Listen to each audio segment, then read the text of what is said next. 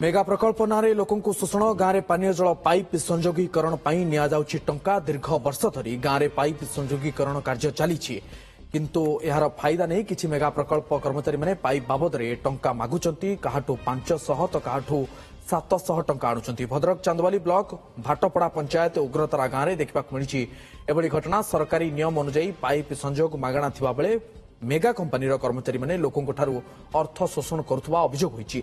गोपबंधु नायक नामक कर्मचारी टंका आदाय करुवारु लोके अटक रखिथिले। अन्य कर्मचारी पहुंची लोकों बुझासुझा करबा सह समस्त टंका फेरस्त पई प्रतिश्रुति परे अटक कर्मचारी छाड़िथिले। लोके पैसा कनेक्शन करछंती कनेक्शन पैसा मागुचंती 300 500 700 जोड़ी जा मन होची मागुचंती।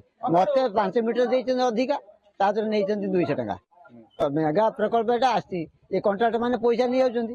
सरकार कोन कहिछि पैसा न आबे ना मेगा प्रकल्प कहिछि पैसा देइछ हम पैसा फेरस्त 700 टका नहीं तो टोटाल मीटर 20 टका हिसाब रे कहले बा कहले पाइप पैसा आम लगेछु पाइप पैसा आमु दबा आम लगेछु एत आमु दबने ना आमर एठू 4 जण आमे सपोर्ट हम 4 जण को नै जन मु पैसा नै मते खर्च देछि खर्च मुनी खर्च 50 टका देछंती बस नै 2 जण को 50 टका खर्च मुनी खर्च एमिति मु मिस्त्री काम करजली खर्च नै।